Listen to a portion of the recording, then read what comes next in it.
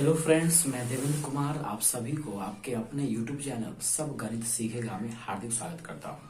आइए आज class 10th वालों के लिए कंप्लीट सोशल साइंस के ऑब्जेक्टिव पर डिस्कस करेंगे। 2011 से लेकर 2021 तक जितने भी सवाल एसएसटी में यानी सोशल साइंस में पूछे गए हैं अब तक, उन सभी सवालों को हम एक ही वीडियो में शुरू करेंगे। तो आइए बिना वक्त गवाए स्टार्ट करते हैं। पहला सवाल है, गैरीबाल्डी पेशे से क्या था? तो आपको पता होगा गैरीबाल्डी पेशे से एक नाविक था। गैरीबाल्डी पेशे से क्या था? एक नाविक था। अगला है, इटली एवं जर्मनी वर्तमान में किस महादेश के अंतर्गत आते हैं? तो आपको पता है कि इटली एवं जर्मनी वर्तमान में यूरोप महादेश के अंतर्गत आते हैं, जो छठा सबसे छोटा महादेश है। सबसे बड़ा महादेश एशिया है और सबसे छोटा महादेश ऑस्ट्रेलिया है। अगला है, मेजनी का संबंध किस संगठन से था? तो आपको पता होगा मेजनी का संबंध कार्बोनरी संगठन से था। 1831 ईस्वी में और 1833 ईस्वी में यंग इटली और यंग यूरोप नामक दो संस्थाओं का स्थापना भी मेजनी ने किया था। यंग इटली 1831 में किया था और यंग यूरोप जो है वो 1833 में किया था। अगला सवाल है, इटली एवं जर्मनी के एकीकरण के विरुद्ध निम्न में से कौन था? तो इटली और जर्मनी के एकीकरण के विरुद्ध में कौन था? ऑस्ट्रिया था। इटली और जर्मनी के एकीकरण के विरोध में कौन था? ऑस्ट्रिया था। आपको पता होगा कि इटली और जर्मनी का एकीकरण 1871 में हुआ था। इसमें मेन बाधा कौन था? ऑस्ट्रिया था। ऑस्ट्रिया की राजधानी क्या है? वियना है।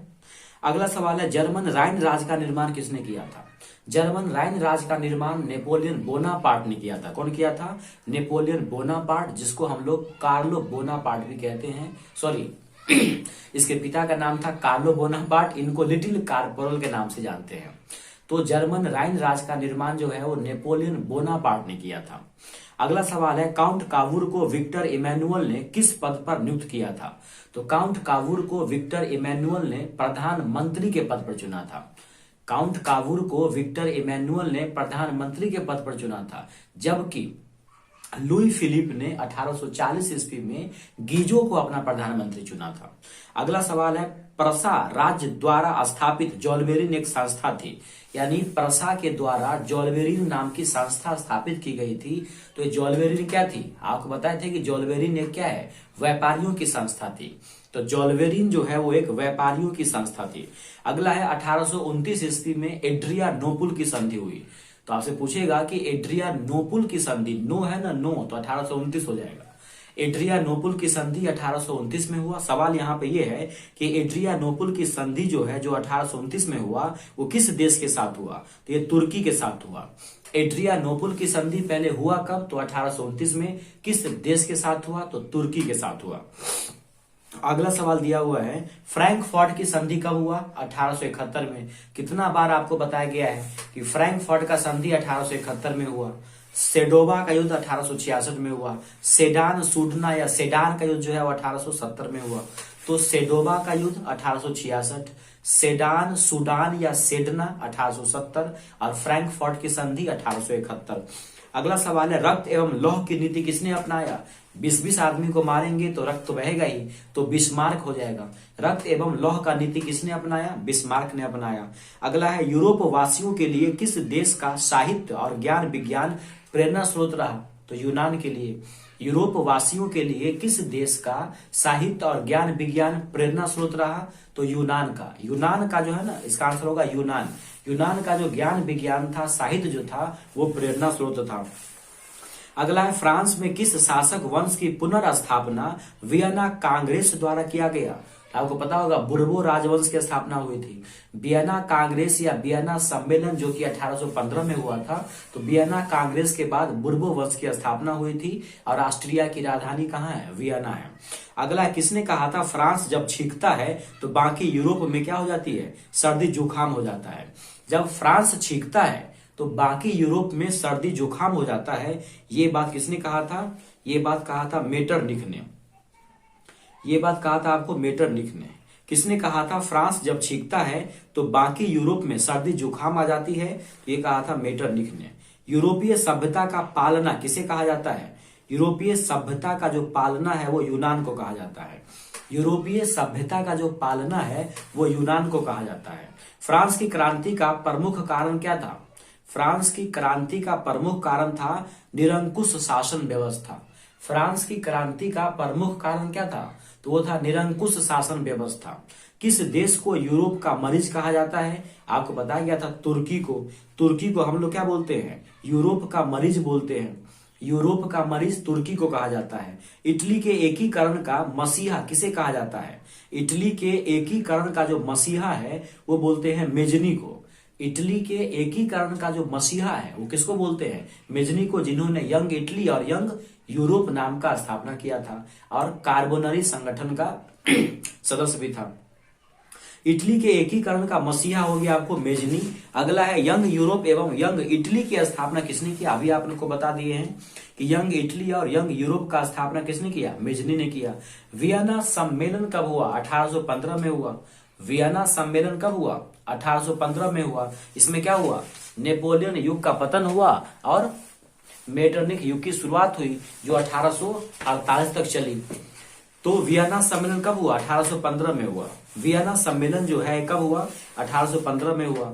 1870 में फ्रांस एवं प्रसा के बीच कौन सा युद्ध हुआ? आपको पता है 1870 में क्या हुआ था? 1870 में हो जाएगा आपको कौन सा? सेडान का युद्ध। सेडान बोले, सूडान बोले या सेडना बोले, तो सेडान, सूडान या सेडना जो है ये युद्ध हुआ था 1870 ईस्वी में। सेडोबा का हुआ था 1866 में। फ्रैंकफर्ट का हुआ था 1870 में। अगला सवाल है, अगला लिखा हुआ है किस संधि द्वारा जर्मनी का एकीकरण पूरा हुआ था? तो जर्मनी का एकीकरण जो है वो फ्रैंकफर्ट की संधि द्वारा पूरा हुआ था। जर्मनी का एकीकरण फ्रैंकफर्ट की संधि द्वारा क्या हुआ था? पूरा हुआ था। अगला लिखा हुआ है बिस्मार्क क्या था? तो बिस्मार्क जो एक राजनीतिज्ञ था। बिस्मार्क क्या था? बिस्मार्क जो है वो रक्त एवं लौह का नीति अपनाया था ना वो, तो नीति अपनाने वाला क्या होगा? राजनीतिज्ञ होगा। तो बिस्मार्क क्या था? बिस्मार्क एक राजनीतिज्ञ था। हंगरी की भाषा क्या थी? मैगियार। हंगरी की भाषा क्या थी? मैगियार थी। और हंगरी की भाषा क्या थी? मैगियार। और हंगरी की राजधानी बुडापेस्ट। हंगरी की राजधानी बुडापेस्ट है और हंगरी की भाषा क्या है? मैगियार है। फ्रांस में नेपोलियन संहिता कब लागू किया गया? फ्रांस में जो नेपोलियन संहिता है वो 1800 फ्रांस में नेपोलियन, गलती दे दिया है, फ्रांस में नेपोलियन संहिता हो जाएगा 1804 में। फ्रांस में नेपोलियन संहिता कब लागू हुआ? 1804 में लागू हुआ। फ्रांस में जो नेपोलियन संहिता है वो कब लागू हुआ? 1804 ईस्वी में। अगला सवाल है राष्ट्रवाद की अवधारणा का जन्म किस घटना से माना जाता है? राष्ट्रवाद की अवधारणा का जो जन्म है वो पुनर्जागरण की घटना से माना जाता है। अगला सवाल है वियना कांग्रेस में कौन राष्ट्र शामिल नहीं था? वियना कांग्रेस में कौन राष्ट्र शामिल नहीं था? तो जर्मनी इसमें शामिल नहीं था। बाकी शामिल कौन कौन था? तो यूरोप, क्या कहते हैं, रूस था, ब्रिटेन था, फ्रांस था, ये सब शामिल था। वियना कांग्रेस जो कि 1815 में हुआ था वियना सम्मेलन, तो वियना कांग्रेस में कौन सा राष्ट्र शामिल नहीं था? तो जर्मनी शामिल नहीं था। एक्ट ऑफ यूनियन किस वर्ष पारित हुआ था? एक्ट ऑफ यूनियन जो है, एक्ट ऑफ यूनियन जो है ये पारित हुआ था आपको कब? 1688 ईस्वी में। एक्ट ऑफ यूनियन जो है वो 1688 में पास किया गया था। एक्ट ऑफ यूनियन 1688 में पास किया गया था। लाल कुर्ती का गठन किया था गैरीबाल्डी ने। लाल कुर्ती का गठन कौन किया था? गैरीबाल्डी ने किया था। लाल कुर्ती का गठन कौन किया था? गैरीबाल्डी ने किया था। अगला है फ्रांस और प्रसा के बीच कब युद्ध हुआ था? तो फ्रांस और प्रसा के बीच जो है वो हुआ था सेडान या सूडान का युद्ध 1870 में। तो फ्रांस और प्रसा के बीच जो है वो हुआ था 1870 में युद्ध हुआ था। 1870 में जो एक युद्ध हुआ था वही था फ्रांस और प्रसा का युद्ध। अगला है ऑस्ट्रिया का चांसलर ड्यूक मैटरनिख की अध्यक्षता में कौन सी संधि हुई थी? कौन सी संधि हुई थी? तो आप जानते हैं कि जो वियना संधि है, जो वियना सम्मेलन है, जिसमें नेपोलियन युग का पतन हुआ और मेटरनिख युग की शुरुआत हुई, तो जो वियना संधि है या जो वियना सम्मेलन है ये जो है वो दरअसल मेटरनिख की अध्यक्षता में ही हुआ था। तभी से मेटरनिख युग की शुरुआत होती है और 1848 तक चलती है। जो 1815 में शुरू हुआ वो 1848 तक चलता है। आगे फ्रांस का शासक कौन था? तो फ्रांस का शासक था कौन?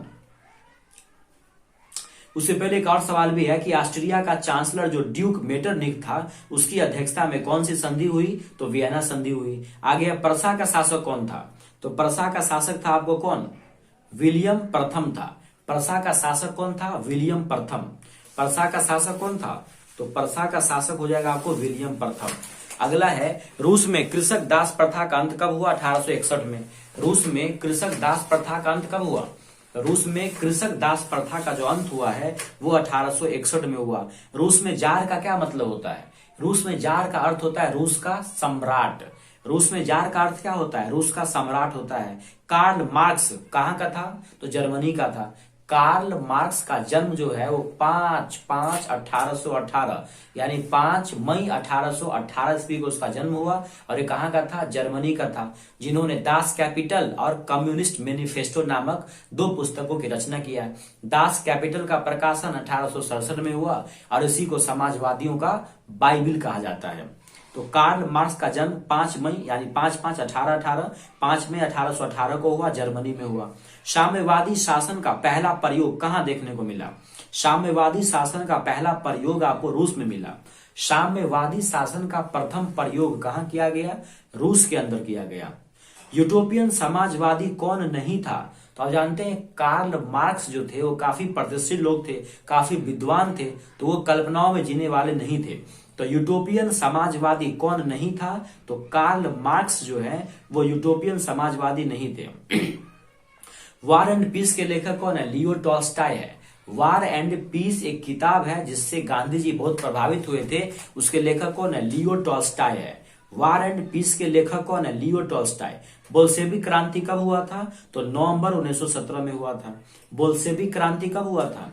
नवंबर 1917 में हुआ था। लाल सेना का गठन किसने किया था? ट्राटस्की ने किया था। लाल सेना का जो गठन है वो कौन किया था? तो ट्राटस्की ने किया था। लाल सेना का गठन ट्राटस्की ने किया था। लेनिन की मृत्यु कब हो गई? तो आपको पता है कि लेनिन के द्वारा नई आर्थिक नीति लागू किया गया 1921 ईस्वी में और उसके बाद 1924 में क्या हो गई? लेनिन की मृत्यु हो गई। तो लेनिन की मृत्यु हो गई 1924 ईस्वी में और लेनिन के द्वारा नई आर्थिक नीति लागू किया गया 1921 ईस्वी में।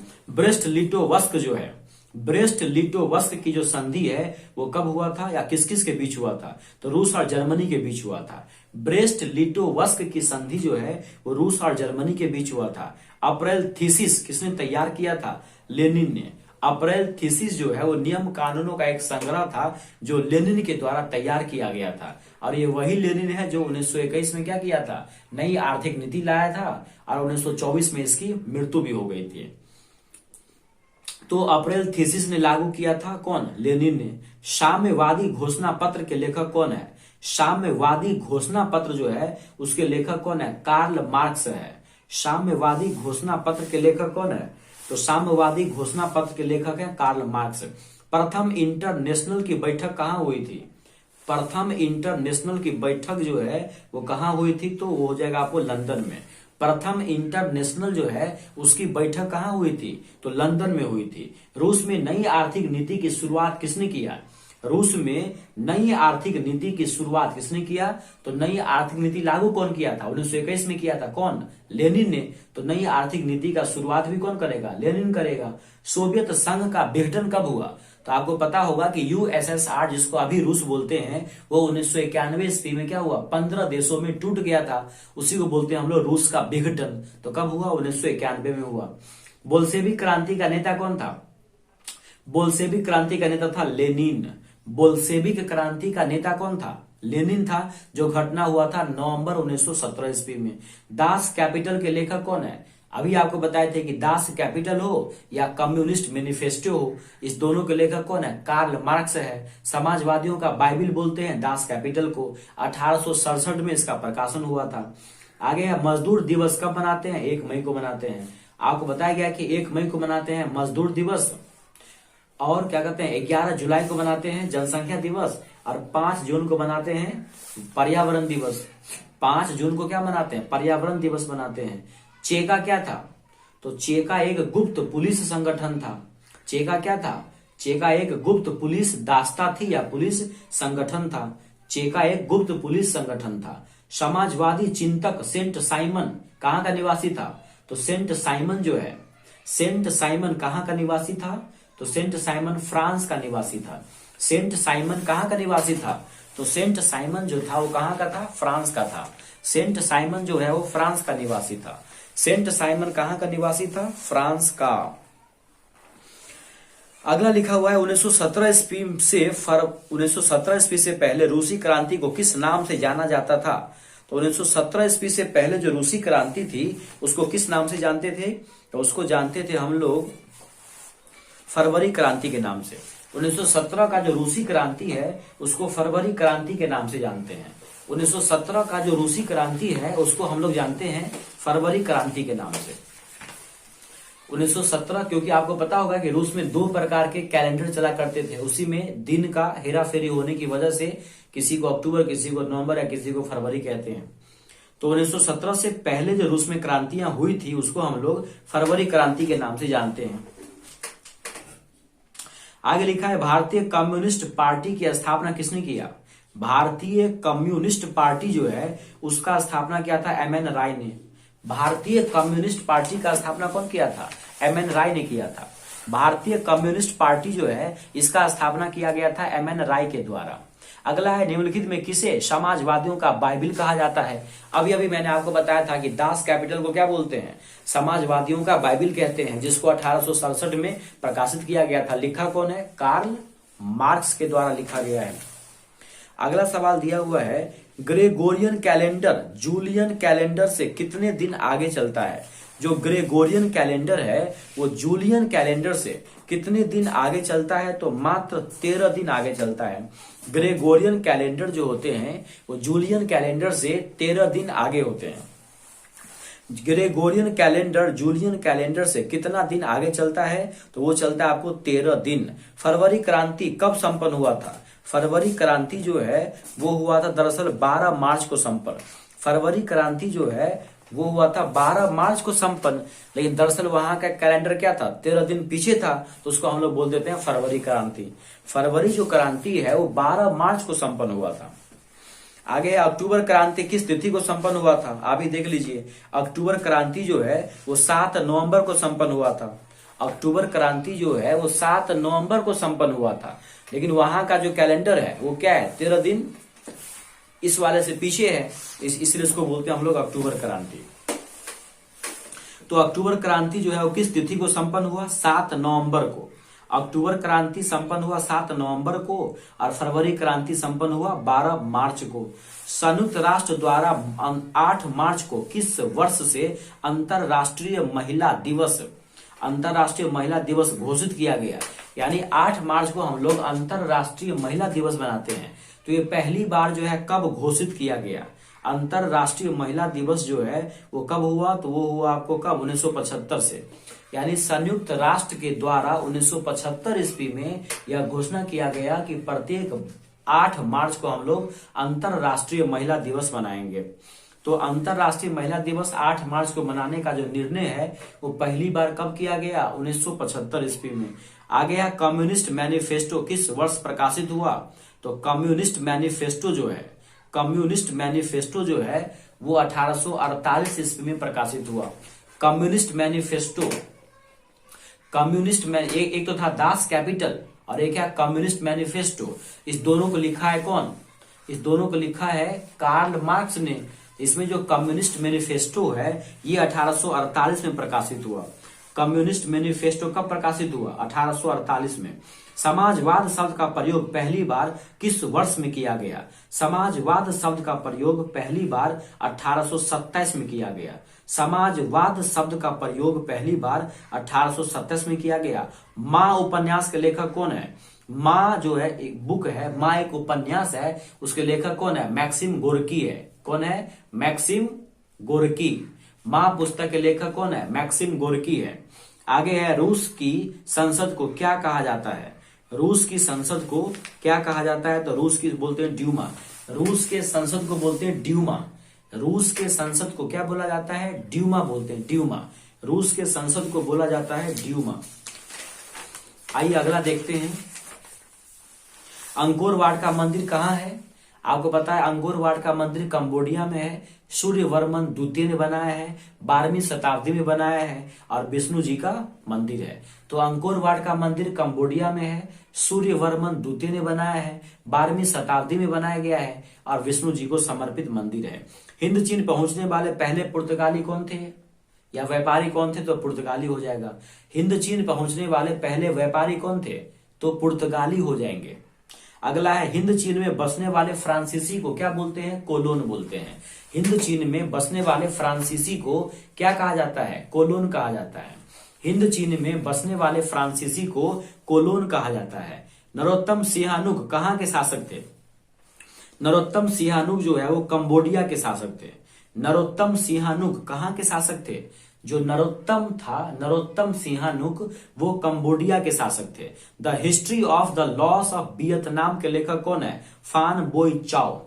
The history of the loss of Vietnam के लेखक कौन है? फान बोई चाओ है। मार्च 1946 ईस्वी में फ्रांस एवं वियतनाम के बीच एक समझौता हुआ था, जिसको किस नाम से जानते हैं? तो मार्च 1946 में क्या हुआ था? हनोई समझौता हुआ था। मार्च 1946 ईस्वी में हनोई समझौता हुआ था। किस किस के बीच? फ्रांस और वियतनाम के बीच हुआ था। किस प्रसिद्ध दार्शनिक ने एक अदालत लगाकर अमेरिका को वियतनाम युद्ध में दोषी करार दिया? तो वो था आपको रसेल। कौन था? रसेल। किस प्रसिद्ध दार्शनिक ने एक अदालत लगाकर अमेरिका को वियतनाम युद्ध के लिए दोषी करार दिया? तो वो था रसेल। हिंद चीन क्षेत्र में अंतिम युद्ध समाप्ति के समय में अमेरिकी राष्ट्रपति कौन थे? हिंद चीन क्षेत्र में जो अंतिम युद्ध समाप्त हुआ था उस समय अमेरिकी राष्ट्रपति कौन थे? इसका आपको हो जाएगा आंसर कौन? अमेरिकी राष्ट्रपति कौन थे? वो थे आपको निक्सन। कौन हो जाएंगे? निक्सन हो जाएंगे। हिंद चीन क्षेत्र में अंतिम युद्ध समाप्ति के समय अमेरिका के राष्ट्रपति कौन थे? निक्सन थे। होआ आंदोलन कैसा था? तो वो था आपको क्रांतिकारी, धार्मिक या धार्मिक क्रांतिकारी। होआ आंदोलन जो है वो किस प्रकृति का था? तो धार्मिक क्रांतिकारी प्रकृति का था। जेनेवा समझौता कब हुआ था? 1954 में हुआ था। जेनेवा समझौता हुआ था 1954 में और हनोई समझौता हुआ था 1946 में। जेनेवा समझौता हुआ था 1954 में। वियतनाम का एकीकरण कब पूरा हुआ? वियतनाम का एकीकरण जो है वो कब पूरा हुआ? तो ये हो गया आपको 1875 में। वियतनाम का जो एकीकरण है वो 1875 ईस्वी में पूरा हुआ। वियतनाम का एकीकरण कब पूरा हुआ? 1875 ईस्वी में। वियतनाम में टोकिन फ्री स्कूल की स्थापना कब हुई? वियतनाम में टोकिन वियतनाम में टोकिन फ्री स्कूल की स्थापना कब हुई? तो ये हो गया आपको कब? 1907 ईस्वी में। फ्रांस में टोकिन फ्री स्कूल की स्थापना कब हुई? 1907 ईस्वी में। फ्रेंच इंडो चाइना की स्थापना किस वर्ष की गई थी? फ्रेंच इंडो चाइना की स्थापना किस वर्ष की गई थी? तो फ्रेंच इंडो चाइना की जो स्थापना है ये 1887 में किया गया था। फ्रेंच इंडो चाइना की स्थापना 1887 में किया गया था। लियांग किचाओ कौन थे? लियांग किचाओ जो है, लियांग किचाओ कौन थे? तो लियांग किचाओ जो है वो एक चीनी सुधारक थे। लियांग किचाओ एक चीनी सुधारक थे। वियतनामी कम्युनिस्ट पार्टी के संस्थापक कौन थे? वियतनामी कम्युनिस्ट पार्टी जो है, वियतनामी कम्युनिस्ट पार्टी जो है उसके संस्थापक कौन थे? तो हो ची मिन्ह थे। वियतनामी कम्युनिस्ट जो पार्टी है उसके संस्थापक थे हो ची मिन्ह। कंपूचिया का पुराना नाम क्या है? कंपूचिया का पुराना नाम है कंबोडिया। कंपूचिया कोई बोलते हैं कंबोडिया, जहां पर क्या है? जहां पर अंकोर वाट का मंदिर है, सूर्यवर्मन द्वितीय ने बनाया था और विष्णु जी को समर्पित मंदिर है। आगे है वियतनामी राष्ट्रीयता के जनक कौन थे? वियतनामी राष्ट्रीयता के जनक कौन थे? तो वियतनामी राष्ट्रीयता जो है उसके जनक थे हो ची मिन्ह। वियतनामी जो राष्ट्रीयता है उसके जनक कौन थे? हो ची मिन्ह थे। आगे हिंद चीन किसके अधीन थे? हिंद चीन जो है वो किसके अधीन थे? तो हिंद चीन जो है वो फ्रांस के अधीन थे, जिसमें लाओस, कंबोडिया और वियतनाम आते हैं। इसका क्षेत्रफल 2.8 लाख किलोमीटर स्क्वायर है। तो हिंद चीन में लाओस, कंबोडिया और वियतनाम आते हैं और इसका क्षेत्रफल 2.8 लाख किलोमीटर स्क्वायर है। हुआ आंदोलन का नेता कौन था? हुआ आंदोलन का जो नेता था वो था आपको क्या था, हुइन फूसो। हुआ जो आंदोलन था उसका नेता कौन था, हुइन फूसो था। कौन था, हुइन फूसो। अगला है राष्ट्रवाद का शाब्दिक अर्थ क्या होता है। तो राष्ट्रवाद का शाब्दिक अर्थ होता है राष्ट्रीय चेतना का उदय। राष्ट्रवाद का शाब्दिक अर्थ क्या होता है, राष्ट्रीय चेतना का उदय होता है। वेदों की ओर लौटो किसने कहा था, come back to the Vedas. वेदों की ओर लौटो स्वामी दयानंद सरस्वती ने कहा था। वेदों की ओर लौटो किसने कहा था, स्वामी दयानंद सरस्वती ने। गदर पार्टी का स्थापना किसने किया था, लाला हरदयाल ने किया था। 1913 में किया था, सैन फ्रांसिस्को में किया था। तो क्या कहते हैं, गदर पार्टी का स्थापना जो है वो लाला हरदयाल के द्वारा 1913 में किया गया। लखनऊ समझौता कब हुआ, 1916 में। होमरू लीग का स्थापना कब हुआ, 1916 में। रंपा विद्रोह कब हुआ, 1916 में। तो लखनऊ समझौता कब हुआ, 1916 में हुआ, जिसमें क्या हुआ, दोनों दलों के बीच जो है आपसी समझौता हो गया। नरम दल गरम दल आपस में मिल गए फिर। तो लखनऊ समझौता हुआ 1916 में। असहयोग आंदोलन का प्रस्ताव कांग्रेस के किस अधिवेशन में पारित हुआ। जो असहयोग आंदोलन है उसका जो प्रस्ताव है वो सितंबर 1920 के कलकत्ता अधिवेशन में पास हुआ।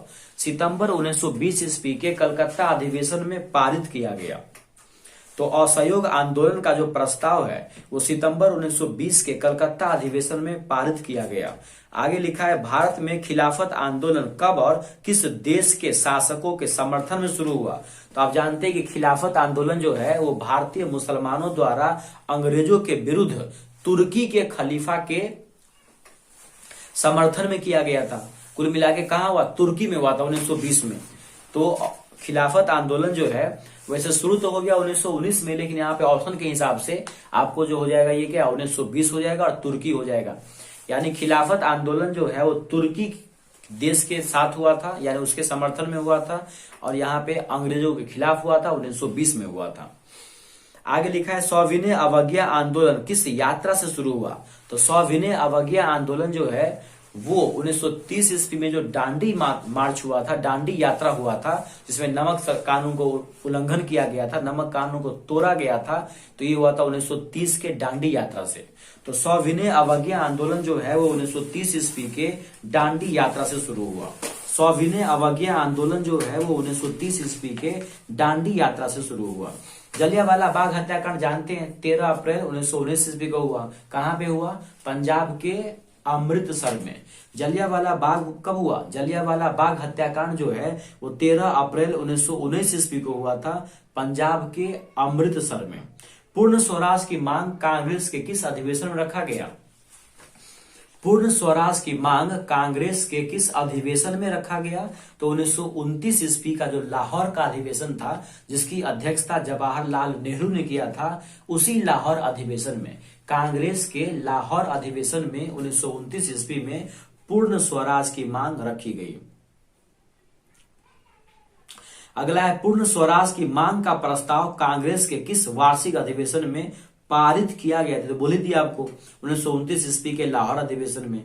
राष्ट्रीय स्वयंसेवक संघ का स्थापना 1925 ईस्वी में केबी हेडगेवार ने किया था। राष्ट्रीय स्वयंसेवक जो संघ है उसकी स्थापना केबी हेडगेवार ने किया था 1925 में।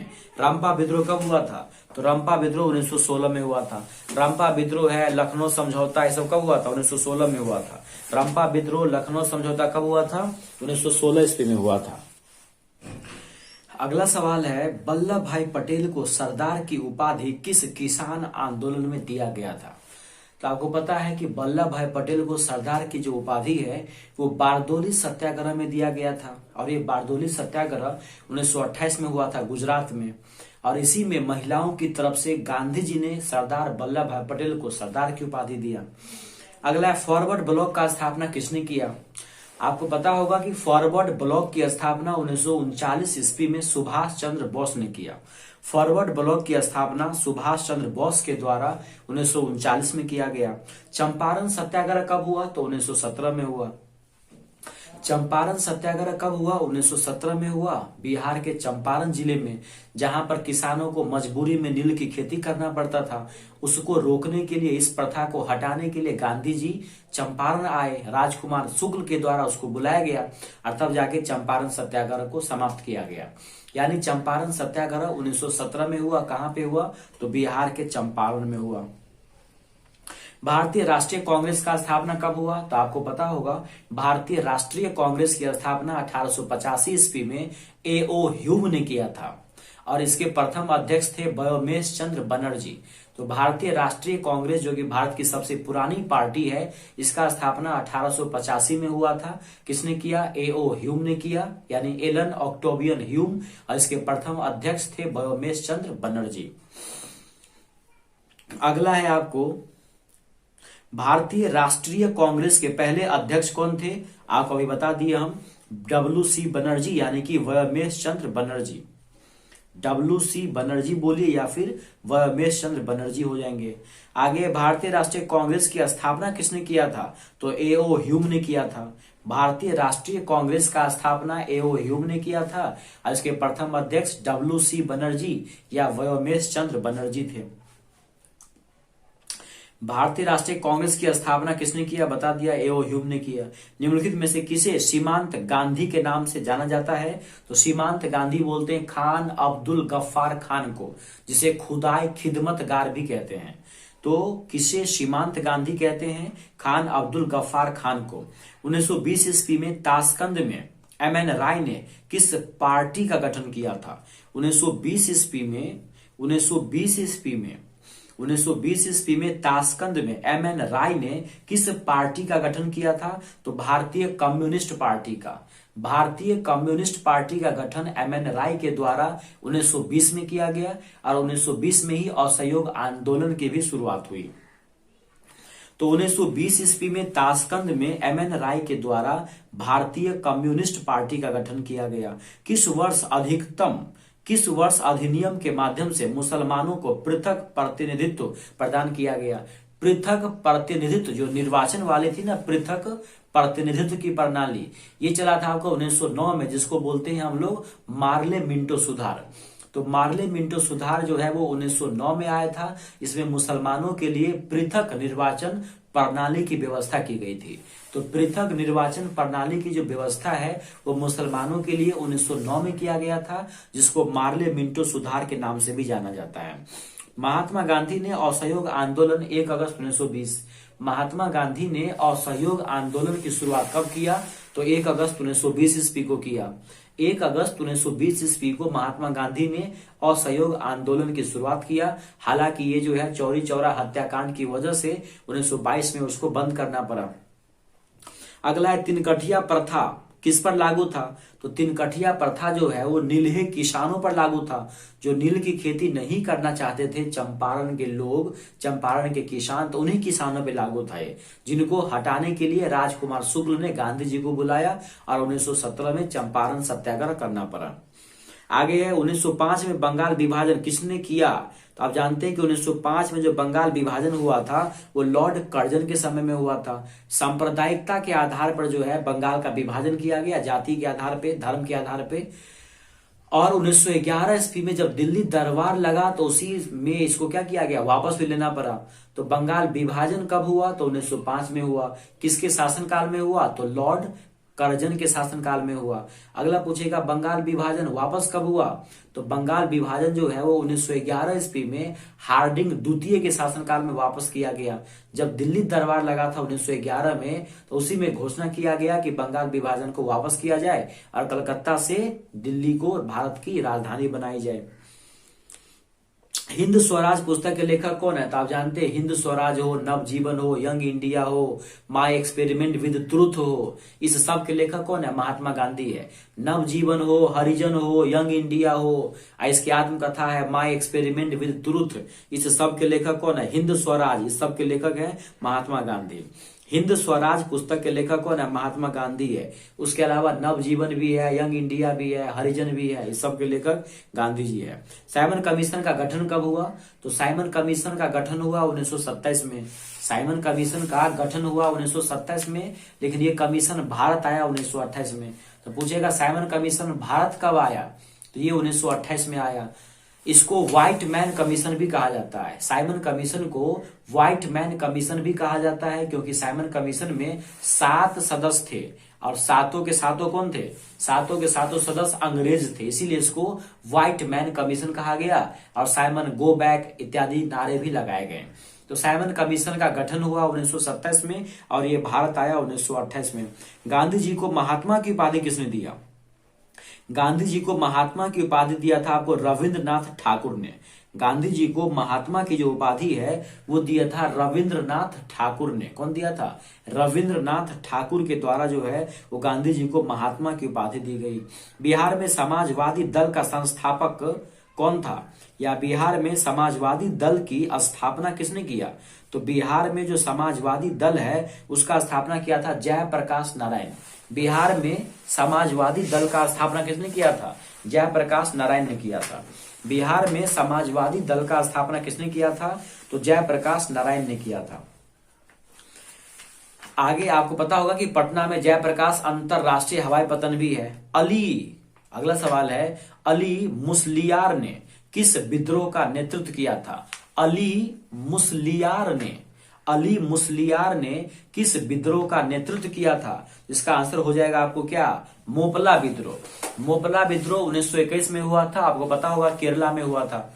तो जो मोपला विद्रोह है वो पहली बात हुआ कब? तो 1921 में। कहां पे हुआ था? केरला में हुआ। और इसका जो नेतृत्व है वो कौन किया था? तो वो हो जाएगा आपको अली मुस्लियार। महात्मा गांधी दक्षिण अफ्रीका से भारत कब लौटे? आपको पता होगा कि हम लोग भारतीय प्रवासी दिवस मनाते हैं 9 जनवरी को, क्योंकि 9 जनवरी 1915 ईस्वी को गांधी जी क्या हुए थे?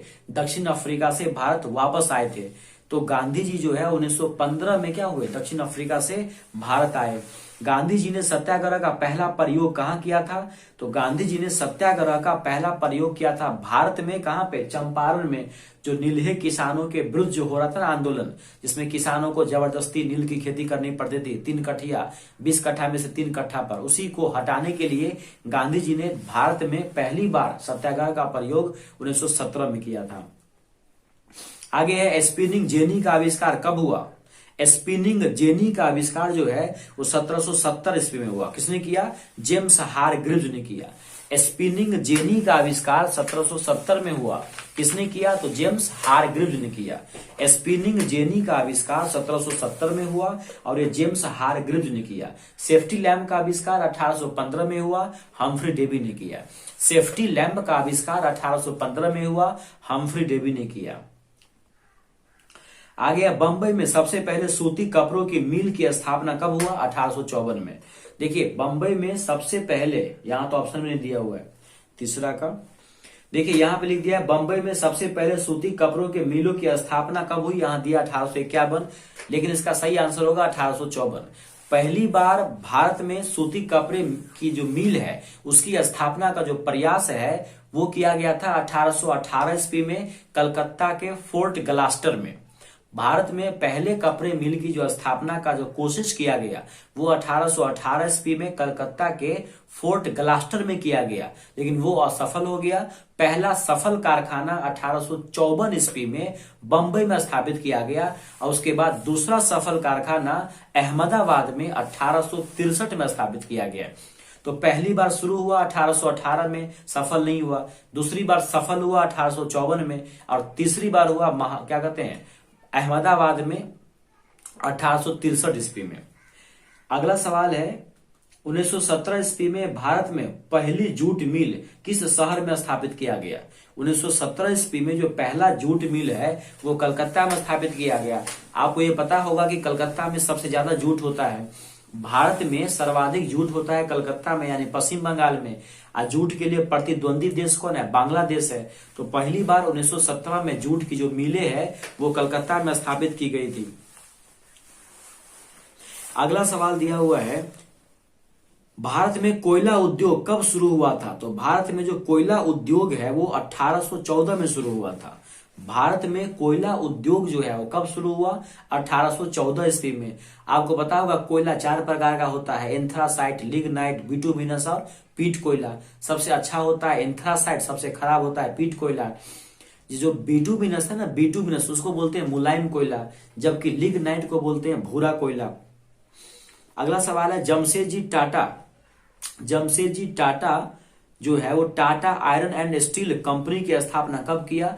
यानी टिस्को का स्थापना कब किया गया? 1907 ईस्वी में। टिस्को की जो स्थापना है वो 1907 ईस्वी में किया गया। कौन किया? जमशेदजी टाटा ने किया। अगला सवाल है टाटा, भारत में Tata hydro electric power station जो है, Tata hydro electric power station का स्थापना हुआ 1910 में। टिस्को का स्थापना हुआ 1907 में और टाटा हाइड्रो का हुआ 1910 में। इंग्लैंड में सभी महिला और पुरुषों को जो वयस्क मताधिकार है वो कब प्राप्त हुआ? तो इंग्लैंड में सभी महिला पुरुषों को वयस्क मताधिकार जो है 1918 में प्राप्त हुआ। इंग्लैंड में सभी महिला पुरुषों को वयस्क मताधिकार देना कब प्रदान किया गया? 1918 ईस्वी में। अगला सवाल है Akhil Bharatiya trade union Congress. Akhil Bharatiya trade union Congress का स्थापना कब हुआ? 31 अक्टूबर 1920 ईस्वी को। और इसके प्रथम अध्यक्ष बने कौन? लाला लाजपत राय। इसका स्थापना क्या था? एनएम जोशी ने। All India trade union Congress का स्थापना 31 अक्टूबर 1920 को हुआ। एनएम जोशी ने किया था। इसके प्रथम अध्यक्ष थे लाला लाजपत राय। अगला है भारत के लिए पहला फैक्ट्री एक्ट 1881 में आया। भारत के लिए पहला जो फैक्ट्री एक्ट है वो 1881 में आया और दूसरा आया 1891 ईस्वी में। अगला है AITUG जो है, AITUC ही लिखा है, गलती लिख दिया है। AITUC यानी all India trade union Congress के प्रथम अध्यक्ष कौन थे? तो लाला लाजपत राय हो जाएगा। All India trade union Congress की स्थापना तो किया था कौन? MN जोशी ने, लेकिन उसके प्रथम अध्यक्ष थे लाला लाजपत राय। रेशम मार्ग कहां से शुरू होता है? चाइना से। रेशम मार्ग कहां से शुरू होता है? चीन से शुरू होता है, चाइना से। भारत में जो न्यूनतम मजदूरी अधिनियम है वो देश की आजादी के बाद यानी 1948 में शुरू हुआ। भारत में न्यूनतम मजदूरी अधिनियम किस वर्ष पारित किया गया? 1948 में। राष्ट्रीय श्रम आयोग की स्थापना किस वर्ष हुई? राष्ट्रीय श्रम आयोग की जो स्थापना है वो हुआ 1962 ईस्वी में। राष्ट्रीय जो श्रम आयोग है उसकी स्थापना हुआ कब? 1962 ईस्वी में। औद्योगिक क्रांति का शुरुआत इंग्लैंड में हुआ। औद्योगिक क्रांति की शुरुआत 18वीं शताब्दी में इंग्लैंड में हुआ। क्यों? क्योंकि वहां पे कच्चे माल की अधिकता थी, पूंजी पर्याप्त मात्रा में था, उपनिवेश उसके पास बहुत ज्यादा था। इन सब की वजह से जो है वहां पे औद्योगिक क्रांति की शुरुआत हुआ। जेम्स वाट ने किस यंत्र का आविष्कार किया था? भाप इंजन का। जेम्स वाट ने किया था भाप इंजन का आविष्कार। और हम्फ्री डेवी ने किया था सेफ्टी लैम्प का। और जेम्स हारग्रीव्स ने किया था स्पिनिंग जेनी का आविष्कार। अगला सवाल है सामंती व्यवस्था से हटकर किस प्रकार की शहरी व्यवस्था की प्रवृत्ति बढ़ी? सामंती व्यवस्था से हटकर किस प्रकार की शहरी व्यवस्था की प्रवृत्ति बढ़ी? तो ये हो जाएगा आपको शोषणकारी प्रवृत्ति। पहला का आंसर में गलती दिया हुआ है, पहला हो जाएगा शोषणकारी। यहां पे लिखा हुआ है शहरी सामंती व्यवस्था से हटकर, सामंती व्यवस्था से हटकर किस प्रकार की शहरी व्यवस्था की प्रवृत्ति बढ़ी? तो शोषणकारी प्रवृत्ति बढ़ी, शोषणकारी। अगला है शहर को आधुनिक व्यक्ति का किस प्रकार का क्षेत्र माना जाता है? तो प्रभाव क्षेत्र हो जाएगा। शहर को आधुनिक व्यक्ति का किस प्रकार का क्षेत्र माना जाता है? तो वो हो जाएगा आपको प्रभाव क्षेत्र। अस्थायी कृषि के प्रभाव से कैसा जमाव संभव हुआ? तो संपत्ति का जमाव जो है वो संभव हुआ। कहता है अस्थायी कृषि के प्रभाव से कैसा जमाव संभव हुआ? संपत्ति का जमाव। एक प्रतियोगी एवं उद्यमी प्रवृत्ति से प्रेरित किस प्रकार की अर्थव्यवस्था लागू की गई? एक प्रतियोगी एवं उद्यमी प्रवृत्ति से, एक प्रतियोगी एवं उद्यमी प्रवृत्ति से प्रेरित किस प्रकार की अर्थव्यवस्था लागू की गई? तो ये हो जाएगा आपको क्या? मुद्रा प्रधान अर्थव्यवस्था। एक प्रतियोगी एवं उद्यमी प्रवृत्ति से प्रेरित किस प्रकार की अर्थव्यवस्था लागू की गई? मुद्रा प्रधान अर्थव्यवस्था। आधुनिक काल में औद्योगिकरण के किसके स्वरूप को गहन रूप से प्रभावित किया? आधुनिक काल में औद्योगिकरण ने किसके स्वरूप को गहन रूप से प्रभावित किया? तो ये हो जाएगा आपको क्या? शहरीकरण हो जाएगा। यानी औद्योगिकरण ने शहरीकरण को बहुत मतलब गहन रूप से प्रभावित किया। जनसंख्या का घनत्व सबसे अधिक कहाँ मिलता है? तो मिलेगा आपको महानगरों में। जनसंख्या का घनत्व सबसे ज्यादा कहाँ मिलता है? महानगरों में। 1810 ईस्वी से 1880 ईस्वी तक लंदन की आबादी 10 लाख से बढ़कर 40 लाख हो गई थी। कितना हो गया था? 40 लाख। 1810 ईस्वी से 1880 ईस्वी तक लंदन की आबादी 10 लाख से बढ़कर कितना हो गया था? 40 लाख। लंदन में अनिवार्य प्राथमिक शिक्षा कब लागू हुआ? लंदन में अनिवार्य प्राथमिक शिक्षा जो है वो 1870 में लागू हुआ। लंदन में अनिवार्य प्राथमिक शिक्षा कब लागू हुआ? 1870 में। कौन सा सामाजिक वर्ग बुद्धिजीवी वर्ग के रूप में उभर कर आया? कौन सा सामाजिक वर्ग बुद्धिजीवी वर्ग के रूप में उभर कर आया? तो मध्यम वर्ग। कौन हो जाएगा? मध्यम वर्ग। पूंजीपति वर्ग के द्वारा किस वर्ग का शोषण हुआ है? पूंजीपति वर्ग के द्वारा जो श्रमिक वर्ग है उनका शोषण हुआ है। पटना में गोलघर का निर्माण हुआ था 1786 में। पटना में गोलघर का निर्माण कब हुआ था? 1786 में हुआ था। पटना में गोलघर का जो निर्माण है, पटना में गोलघर का निर्माण कब हुआ था? 1786 में हुआ था। विशाल स्नानागार कहाँ है? विशाल स्नानागार जो है वो कहाँ पे है? तो विशाल स्नानागार जो है वो आपको मिल जाएगा। इसका तो आंसर गलती दे दिया ये। विशाल स्नानागार जो है वो मोहनजोदड़ो में हो जाएगा। विशाल स्नानागार कहाँ पे हो जाएगा? मोहनजोदारो में। पाटलिपुत्र किसके शासनकाल में मगध की राजधानी बना? पाटलिपुत्र किसके शासनकाल में मगध की राजधानी बना? तो अजातशत्रु के शासनकाल में। पाटलिपुत्र जो है किसके शासनकाल में मगध की राजधानी बना? अजातशत्रु के शासनकाल में। मगध साम्राज्य की प्राचीनतम राजधानी कहाँ पर स्थित थी? 14 का हो जाएगा आपको क्या? राजगिरी में। मगध की राजधानी गिरिव्रज या राजगिरी है। सही बात है ये। मगध साम्राज्य की जो प्राचीनतम राजधानी है वो कहाँ पर स्थित थी? तो राजगिरी में। लंदन में अनिवार्य प्राथमिक शिक्षा कब लागू किया गया? 1870 में। अभी पढ़े थे आप कि लंदन में अनिवार्य प्राथमिक शिक्षा जो है वो 1870 ईस्वी में क्या किया गया? लागू किया गया। विश्वव्यापी आर्थिक संकट कब हुआ? 1929 में आया। विश्वव्यापी आर्थिक संकट कब शुरू हुआ? 1929 में शुरू हुआ। विश्वव्यापी आर्थिक संकट जो है वो कब शुरू हुआ? 1929 में हुआ। अगला सवाल है, पहला विश्व बाजार के रूप में कौन सा शहर उभर करके आया? वो है आपको एलेक्जेंड्रिया। पहला विश्व बाजार के रूप में कौन सा शहर उभर करके आया? तो वो हो जाएगा कौन? एलेक्जेंड्रिया हो जाएगा। आधुनिक युग में अर्थव्यवस्था के क्षेत्र में होने वाली सबसे बड़ी क्रांति कौन सी थी? आधुनिक युग में अर्थव्यवस्था के क्षेत्र में होने वाली सबसे बड़ी क्रांति थी औद्योगिक क्रांति।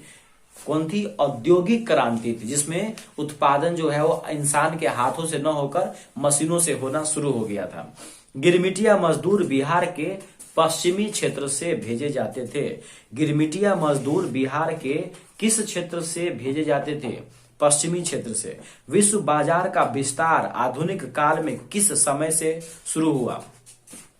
विश्व बाजार जो है ना, विश्व बाजार उसका 19वीं शताब्दी से शुरू हुआ। विश्व बाजार का जो विस्तार है वो आधुनिक काल में किस समय से शुरू हुआ? 19वीं शताब्दी से। प्राचीन काल में किस स्थल मार्ग से एशिया और यूरोप का व्यापार होता था? तो रेशम मार्ग से। एशिया और यूरोप का व्यापार होता था किससे? रेशम मार्ग से हुआ करता था। आगे है, आर्थिक संकट के कारण यूरोप में कौन सी नई शासन प्रणाली का उदय हुआ? कौन हो जाएगा आपको? फांसीवादी नाजीवादी शासन।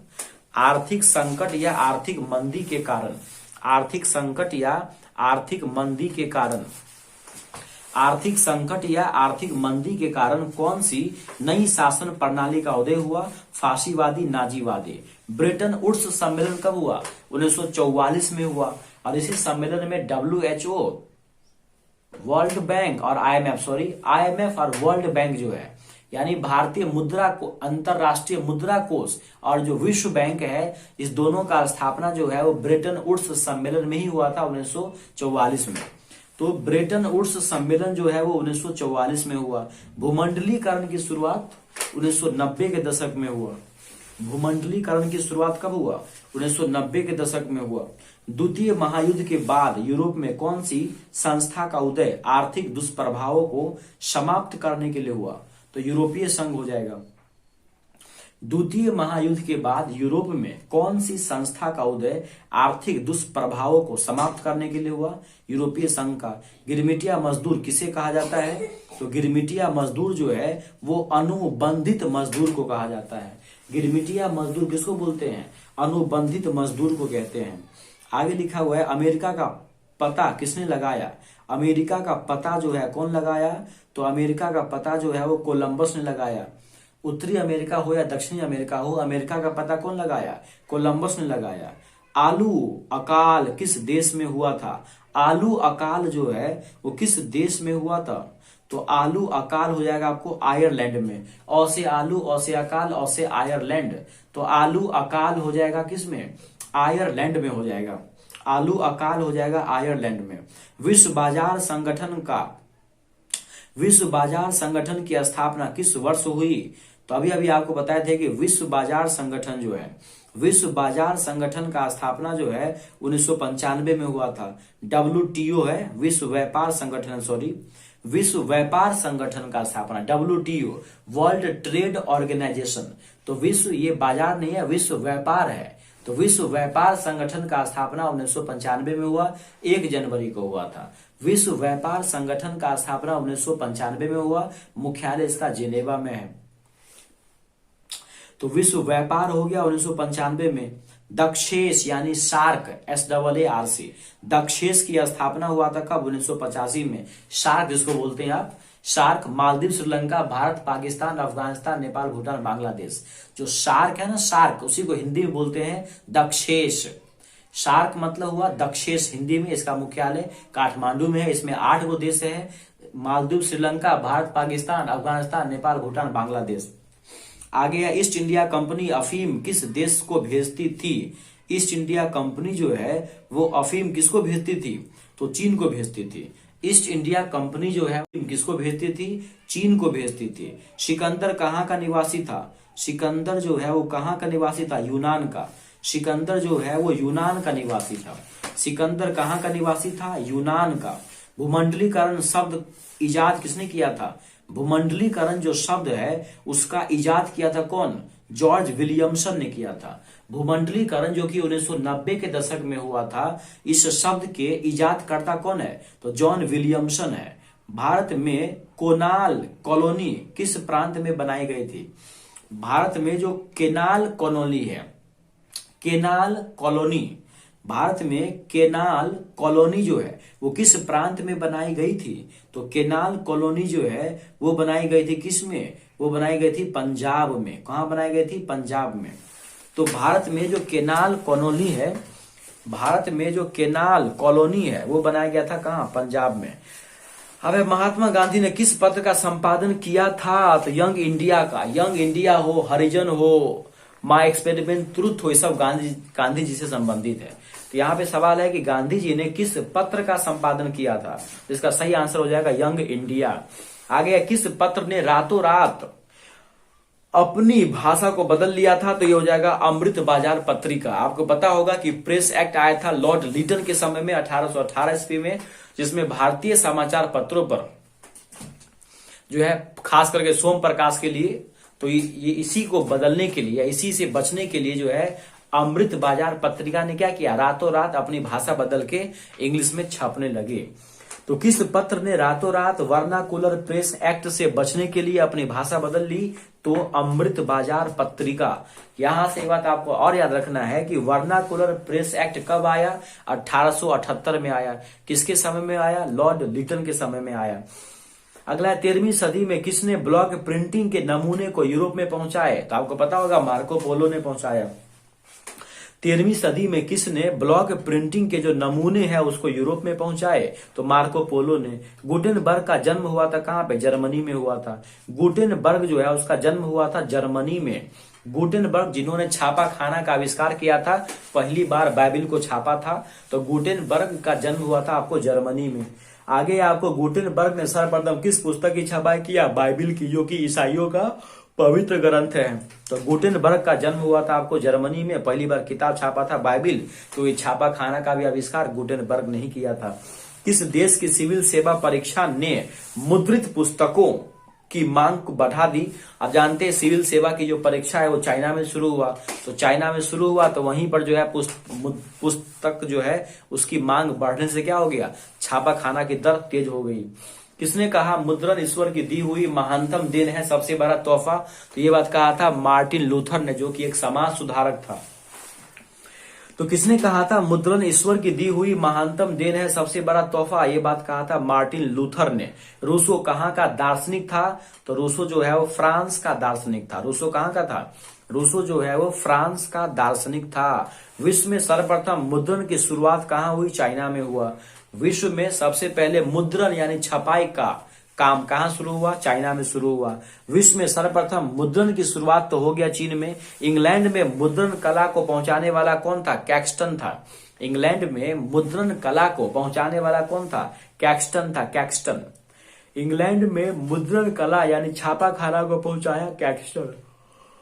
आगे है भारत का पहला छापा खाना किन लोगों ने लगाया? भारत का पहला छापा खाना किन लोगों ने लगाया?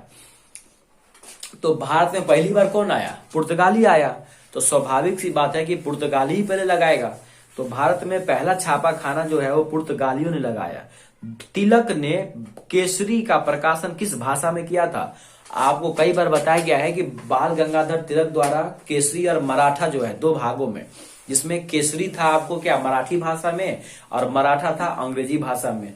तो केसरी का संपादन किया गया मराठी भाषा में। बाल गंगाधर तिलक ने केसरी का प्रकाशन किया मराठी भाषा में, और मराठी का प्रकाशन किया केसरी भाषा, सॉरी, मराठी का प्रकाशन किया आपको अंग्रेजी भाषा में। जो मराठा था वो साप्ताहिक था और केसरी जो था वो दैनिक था। हरिजन पत्रिका गांधी जी। हरिजन पत्रिका का संपादन कौन करते थे? गांधी जी करते थे। तो हरिजन हो, नवजीवन हो, यंग इंडिया हो, माय एक्सपेरिमेंट विद ट्रुथ हो, इस सब से गांधी जी जुड़े हुए थे। आगे है आपको भारतीयों द्वारा प्रकाशित प्रथम समाचार पत्र कौन था? बंगाल गजट था, जो कि 1700 क्या कर रहा है इसमें? भारतीयों द्वारा है।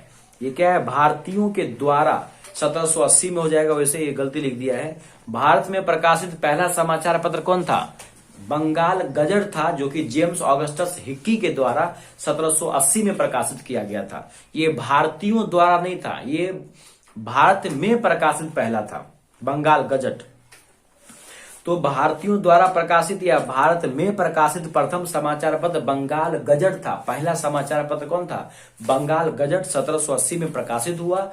जेम्स ऑगस्टस हिक्की ने प्रकाशित किया। भारतीय प्रेस की शुरुआत विलियम वोल्टास द्वारा कब किया गया? भारतीय प्रेस की शुरुआत विलियम वोल्टास द्वारा कब किया गया? तो आपको 1766 में हो जाएगा। भारतीय प्रेस जो है, भारतीय प्रेस की शुरुआत विलियम वोल्टास के द्वारा 1766 में किया गया। तो ये था दोस्तों लेसन 1 से लेकर लेसन 8 तक के सभी ऑब्जेक्टिव्स जो इम्पोर्टेंट है आपके 2022 के एग्जाम के लिए। इस वीडियो को आप 2-3 बार जरूर देखें और ध्यान से सुने, क्योंकि सवाल तो आपको डिस्प्ले पे दिखते नहीं है। आपको केवल ध्यान से सुनना होगा कि मैं आपको क्या बोल रहा हूं, और ऐसे करके आप इसको 1-2 बार रिवाइज कर सकते हैं, ताकि एग्जाम में आपको किसी प्रकार की कोई दिक्कत नहीं हो। इसी प्रकार के अगले सीरीज के लिए आप हमें कमेंट कर सकते हैं, ताकि हम भूगोल का और ऐसे और भी 2-3 जो टॉपिक इसमें बचे हुए 2-3 सब्जेक्ट, उसका हम एक ही बार में 1 शॉर्ट वीडियो आपको दे सके। एंजॉय कीजिए। नमस्कार।